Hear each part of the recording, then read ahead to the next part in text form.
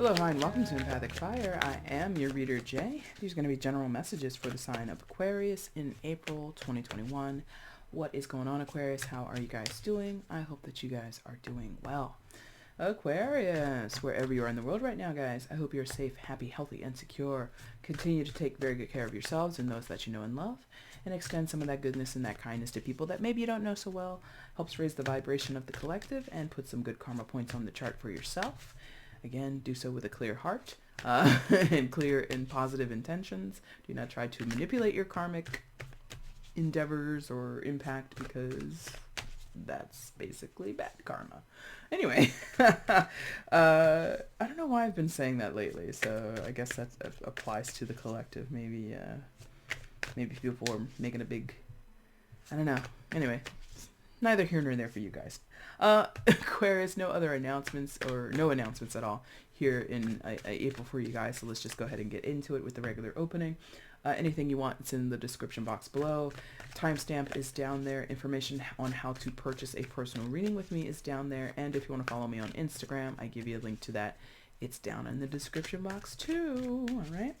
Guys, that's the beginning of your story, so we're going to start with this portion, and then we're going to expand on that later with this tarot deck, get information regarding your overall energy, and at the end we'll finish up with an oracle card from one of the 4 decks I've already pre-selected. Now, Aquarius, to start your reading, you come out strong in your own reading 2 times with the Fool, secondary major for you guys, and the Star, primary major. Again, Aquarian energy. You might be dealing with another Aquarius. You might have significant Aquarius in your birth chart. Check it out if you don't know. And then the 7 of Swords also to finish your opening line here. Yeah, so you might have significant Aquarius in your chart. You might have a stellium. Check it out. If you have a stellium, and stelliums are not bad. It's just like they're very impactful. They're very highly influential, right? Anyway, Fool, Star, 7 of Swords. You know, I don't know which side you're on, and it might not be about sides. This could be about the self. This could be about the self. But there is a need, a desire to stop the bullshit. 7 of Swords. Stop the lies, the manipulation, the deception. It could all be towards the self. So we can lie to ourselves. We can manipulate ourselves. We can deceive ourselves. We can do many things in our own energy field, you know, and have all kinds of not so pleasant ways of treating ourselves or responding to ourselves. Yes.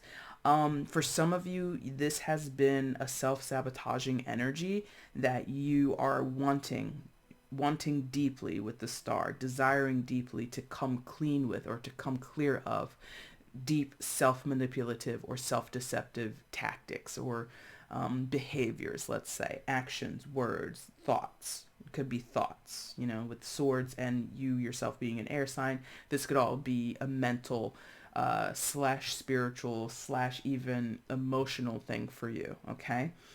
If not, you might be dealing with other people or a particular person who brings this energy into the situation, or you could be bringing this energy into a situation of relationship with someone else. It is a general, take it with a grain of salt. This could be vice versa. But regardless, there is a desire for clean slate, Fool, clear-mindedness, clear-headedness, clear-eyed, you know, perspectives on what's been going on and where the lie is, where the mistruths are, where the not so constructive thought patterns or speech patterns are coming from. In some of your cases, you're desiring this from another person. And I have to be honest, Aquarius, you might not get it ever. In some cases, this is what they desire from you, and you're tight-lipped, don't want to say, don't want to share. Fair. We can't force other people nor ourselves to come clean with anything unless we want to. And I get a strong sense of resistance coming from the 7 of Swords in your reading, Aquarius. I feel here the Star is wanting, is waiting, very palatial, very much, I'm just chilling in my little lake, you know, boobies out, you know, just chilling. There's not any rush. There's not any like demand. It's just a desire. There's a difference between desire and demand, right? A desire, much like the star card, is more aligned to wishfulness. I wish this would be. I hope it would be. These are words and keywords that we can associate with the star energy. And the Fool, no expectations, coming in ground zero, clean slate, no positive feelings, no negative feelings, no positive expectations, or no negative expectations, really being in a neutral zone, very much Sweden, so I feel someone or an aspect of yourself, Aquarius, is this, level playing field, neutrality, hoping for truth and clarity, but also not being, also accepting, or at least realizing that it might never come to that. It might never be revealed, or things might never come clear to you. Now that's difficult, because I feel for some of you where this is an internal thing with the Seven of Swords, I feel someone here in this energy, this Aquarian energy, has experienced incredible trauma, possibly PTSD syndromes or symptoms, right? I don't know much about it, clearly, not a psychologist, not a therapist, not somebody who studied this in college, and so my knowledge is very, very, very, very, very, very layman's, okay? Very, very, I think this is what it is. But I feel like sometimes some of the symptoms of that is like compartmentalizing and like a deep suppression. Someone in your storyline, whether it be you or someone else, Aquarius, is living that life, deeply suppressing something that hurts them, deeply suppressing something that harmed them, that made them, in some ways, made them who they are today. I don't know what that means. I don't know. Yeah. And there is a wish that it never happened. What they experienced, what they saw, what they felt, what they heard, how they were treated, how they treated other people, whatever. There's just this, I don't want to talk about this deceptive thing that I've done to myself, this deceptive way that people have treated me, or this deceptive way that I've treated other people. There's something about the missteps of the Seven of Swords. Seven of Swords does not want to be revealed. It's very painful for some people. It's incredibly embarrassing for others. It would be like opening up Pandora's box is what this feels like. There would be if someone believes there would be consequences if we talk about whatever the Seven of Swords is. So the answer is to not talk about it. But again, and for many of you, this is an internal thing. So it's quite a struggle, because one side says, if we talk, if we express, if we acknowledge, if it comes to the surface, whatever's been repressed, then healing can happen. New starts can happen. Yes? But then there's this fear or this anxiety, or there's this frustration or anger or bitterness or whatever, that if we go back into what we've repressed, if we recall what we've repressed, if we talk about what was so traumatizing to us, then we'll fall back into some former sense of self or some former behaviors, something that is tried and true. Manipulation, lies, deception, self-deception, whatever. Tall order, and very hard, because, in combination, the Fool energy and the Star, I feel there's like a big-heartedness here. Maybe big spiritedness is more the thing. I don't know. I feel there's like what's this? The word they're giving me is detached, but I don't like this. It's like, okay. I'm going to play on my like slight comic book superhero nerd side right now. You know what this feels like, Aquarius? This feels like alternate realities.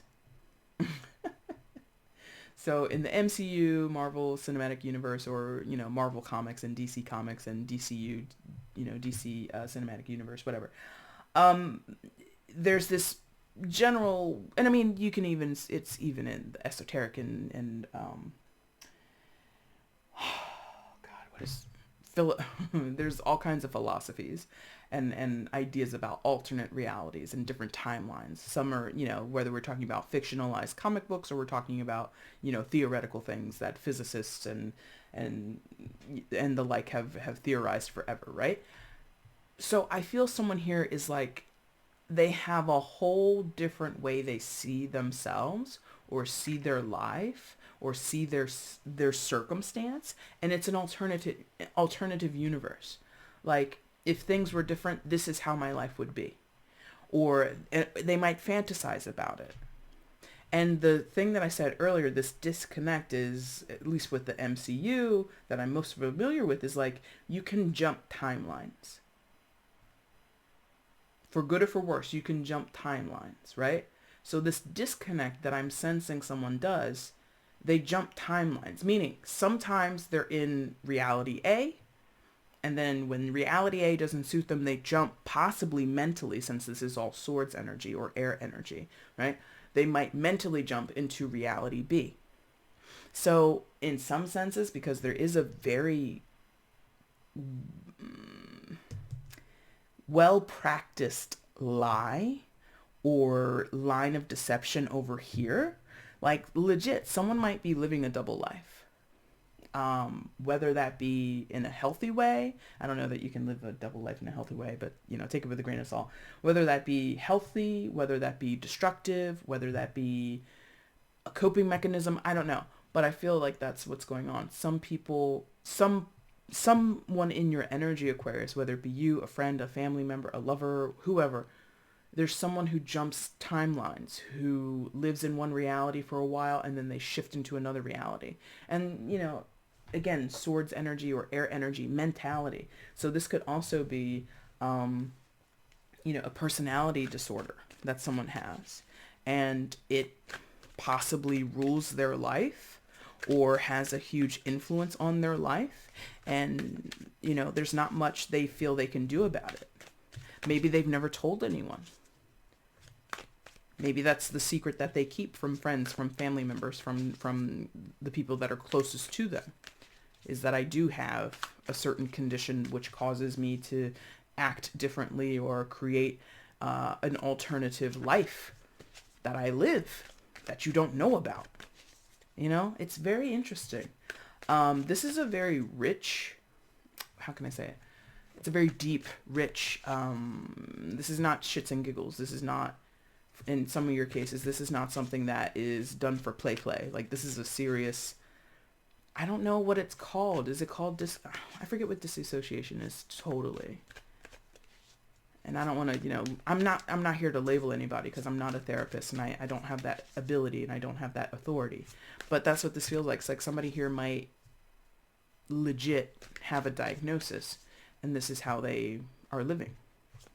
All right, so what else is going on here? Please show me for Aquarius in April 2021. What else is going on in this situation? If this person is removed from you, just to go back, you don't have ill will towards them. Okay, I forgot to do that. Hold on. If this person is separate from you, it's not you. This is a friend. This is a colleague. This is a family member, a loved one, whatever. You don't harbor any ill will towards this person. Even if they're hurting you or lying to you and manipulating you, I feel whoever's in this energy of Fool and Star, they're a little bit over it. Not like over it, like, dismissive over it, but over it as in like, they see beyond it.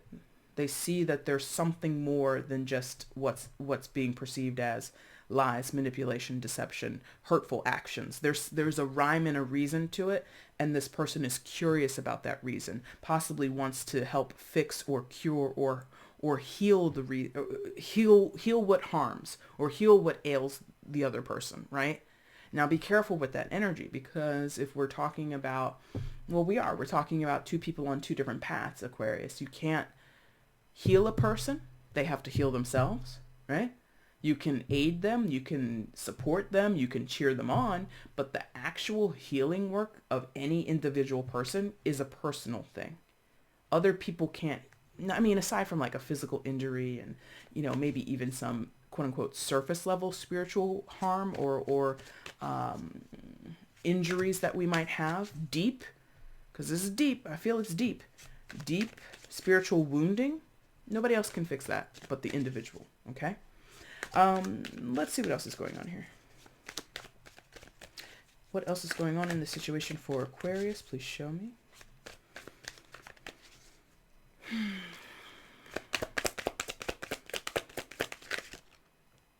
That's like 5 cards. Wait, no, it's not. How did that happen? The 1 card flipped? Okay, sure. I felt like, and then that.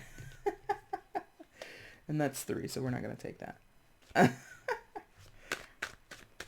All right, what else is going on in the situation for Aquarius? Please show me.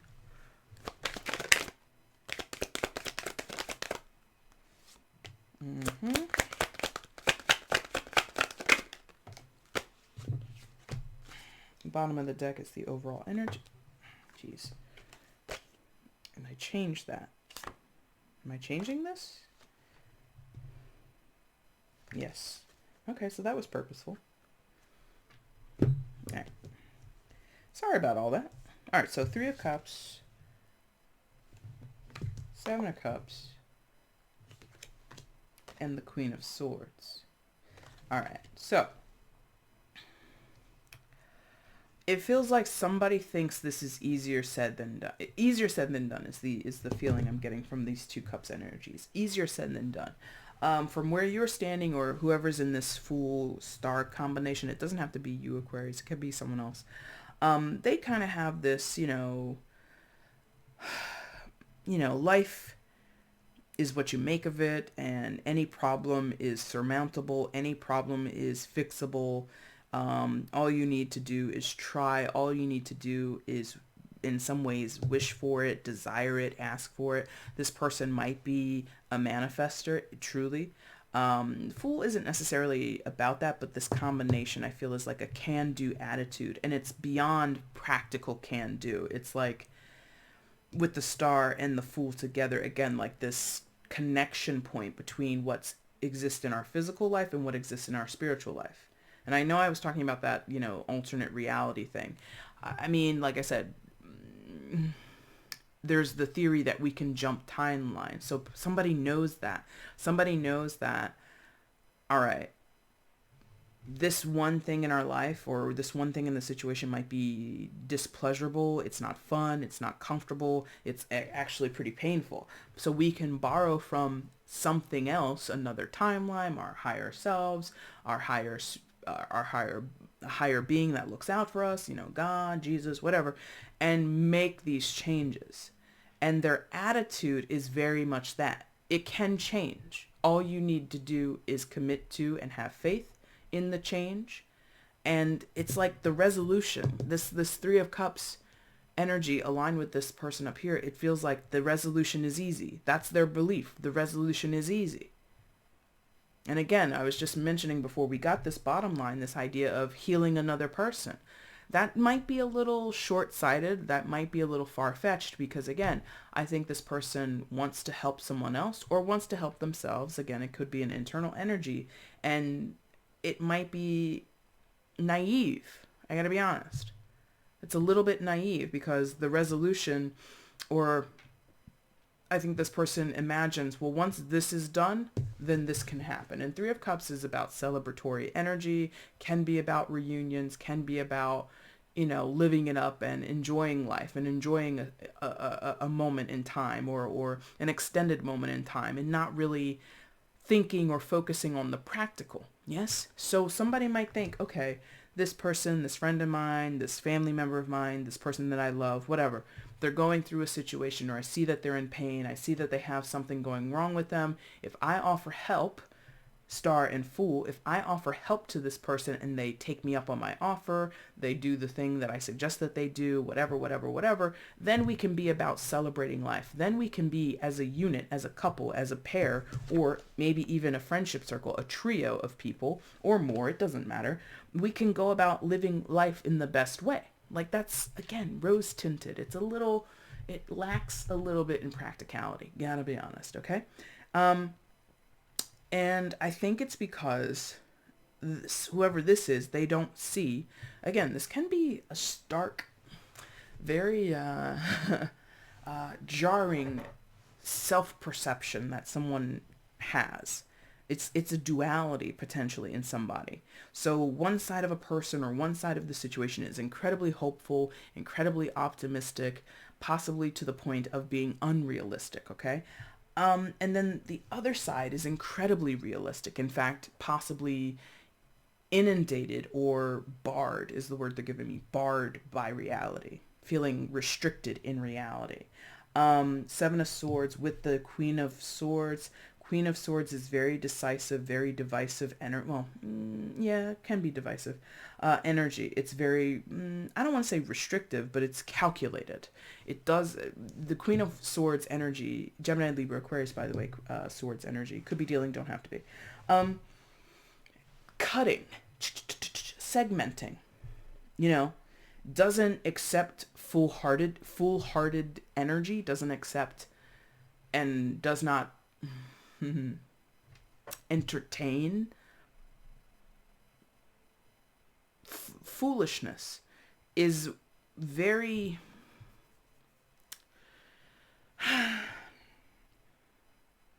blunt, black and white. Life is black and white. There is no gray. With the Queen of Swords energy, there is no there is no gray to life. It's only black or white. It's either yes or no. It's either on or it's off. You know, there's no in between with this energy. So this is absolutist energy over here. Absolutist meaning somebody who, Seven of Cups in the center, is discontented, is made possibly even angry or frustrated, or would never perceive of the multitude of choices, the multitude of possibilities that exist in life. You know, one person or one side of you or the individual might say, you know, sky's the limit. Anything I want in life I can have. I only need manifest it. I only need align myself. I only need to make the right choices. I only need to, you know, cut myself a break, or, roll with the punches. You know, that gray side of life, that idea that life is neither black or white. It is actually gray. Yes? Or at least there are plenty of instances in life where the situation and how we feel and how we perceive it is actually gray, or how we perceive is gray. Okay? Over here, not so much. There is no gray. Gray is bullshit. It's either it is or it isn't. It's either I am, going back to the Seven of Swords and this idea of trauma and possibly someone suffering from PTSD, maybe disassociation. Again, I'm not 100% on these terms. I'm not a therapist. You know, consult somebody who's an expert, okay? But there's this idea of, well, because I experienced this, because I have this defect, possibly this is how someone might think of themselves, I can't have XYZ. So the Queen of Swords isn't always that way. This limited self-belief, or this idea of, now that I've experienced something horrible, I can never get over that horribleness. I can never not remember. I can never forget what happened to me, or what I lived through. And now I am a product of that environment. I'm a product of that experience. So someone here has written themselves off, or written off a certain thing that happened to them as like, that is the thing that turned me into this, and I can be nothing else. You know, I hope that makes sense. So to put it in, you know, a certain term or a certain situation, let's say this was like childhood abuse of any type, you know, fill in the blank of how severe and what type that you or someone else may have experienced. So now there's this lack of trust. Very common when someone has been abused, they lack trust, right? Or they have issues with boundaries. Either they have no boundaries, or they have so many boundaries. It's like they live inside of a maze or some type of labyrinth, and every wall is like 100 feet, you know, high and like 50 feet thick of concrete. And to get to know that person would be to try to find the center of the labyrinth, yes? So either of those things can happen after a person has experienced some type of abuse, right?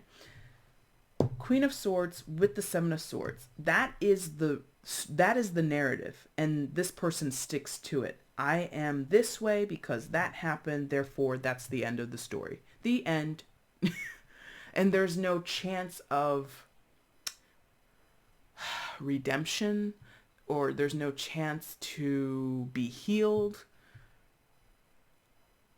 No chance. Seven of Cups. This person doesn't believe in chances, or giving themselves chances, or giving other people chances. Maybe that's it. Again, if you have trust issues, if someone, when you were a kid or someone early in your development violated your trust, now you believe every person is your enemy. Every person has the potential to hurt you, which is true. But then that also kind of creates a narrative and creates a way of functioning in that you never develop deep bonds with another person. And it's not your fault. It's not saying like, you know, you should let everybody in. No, you have reason to be cautious. You have reason for those walls being up, you know, or the reverse. You have reasons why you have no boundaries because you're looking for trust. You're looking to be, you know, whatever. I hope you get what I'm saying. So somebody here, like, they are subscribing to this vision of themselves, this perception of themselves that exists in one reality. And they jump timeline they jump back and forth between this is who I am, and then, well, this is who I could be. No, but this is really who I am, and this is the real world that I live in, and I can't have the alternate reality. But the alternate reality, in some cases, it exists. Seven of Cups, this alternate thing exists, but they know it's a fantasy. They know it's not real. Or they jump back and forth so much they don't know what is real. This is very interesting. Like, in some of your cases, like one or two of your cases, this is someone who has a real issue that is beyond what tarot can talk about. It is psychological. It is possibly physiological. And the tarot can't answer that, or can't really find a resolution to it. But I hope that makes sense to you, everything that we talked about so far. Overall energy, which again was quote unquote changed because this card fell, but the original was the Knight of Cups. And then we get the Queen of Cups. So me mentioning that could show a maturation, a maturing going on in the situation, possibly the increased capacity or the increased presence of compassion, of nurturing, of caring.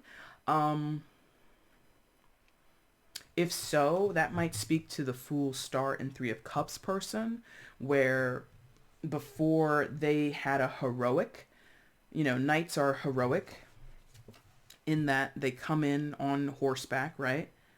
Saving the day, riding into town. At least, you know, that's like the romanticized way that we can view knights, yes? And they might mature into a place of Queen status, Queen of Cups, water sign energy, by the way. Cancer, Scorpio, Pisces could be dealing, don't have to be. So coming into the situation or maturing into the situation as a queen means less action, right? And more receiving, more waiting, more, you know, loving from afar. Like I said before, there could be a desire on someone's path or within someone to heal the other person. That's very knight. That's very chivalrous. That's very like, you know, I'm going to rescue you. Realizing that you can't rescue a person, that they must rescue themselves, that's a mature way to think about things. King and Queen, the most mature of the court cards, yes?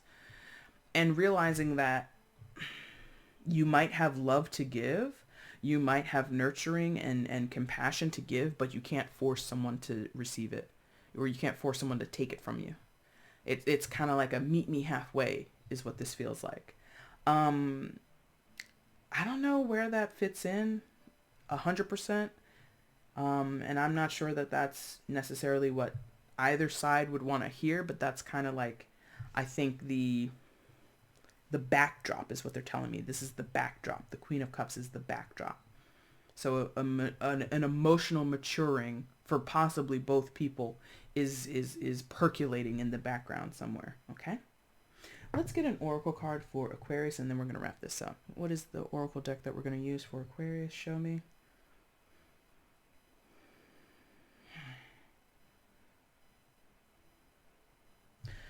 Yeah, it's one of these two. Hold on. Okay, Earth Magic. which I don't use regularly, so we will be reading from the book in a moment. All right, so let's see. For Aquarius, what is the oracle message, please? For Aquarius in April 2021. Oracle message for Aquarius.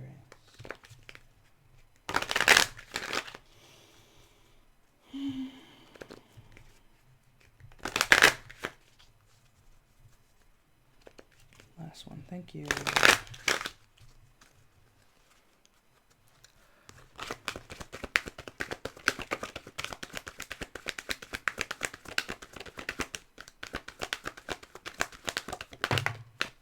Ooh, volcano. Volatility. Volcano. Volatility. Let's see what comes through. So you might be dealing with a person who this is how they are. They might have, that could be the secret. Because remember before I said there was something that was hidden, or like there's a repressed thing. I think I was talking about repression. So that could be something that someone has repressed about themselves. And this could be, you know, how they react to the trauma that they've experienced, the memories and that they hold. This could be how they feel. Not a therapist, again, cannot give, you know, true advice, so to speak. But it feels like this would be cathartic also, in that if a person embraces that they have a lot of rage. Let's just use that word, rage. Let's say someone has a lot of rage, and they're valid to have it because of what they've experienced, how they've lived, how they've been treated, right? Society tells us, most places in society tell us that rage is not good. It's not a good look. Don't have rage. Don't have volatility. Keep all that shit quiet. Keep it to yourself. And, you know, again, with certain abuses and liberties that people take with us over our lives, that was also probably expressed from potential abusers. Hey, don't tell people about what's going on here. Repress your urge to speak. Yeah? I feel there might be something quite cathartic to release the rage. Now, this is not, again, advice, and this is not saying go on like a murderous spree. Absolutely not. I do not condone violence or taking your anger and your rage out on other people, but to find constructive ways to release, to erupt, that could be what is helpful in the situation. Just that's just how that feels. Again, I don't use this deck very often, so we're going to turn to the book and see what it has to say.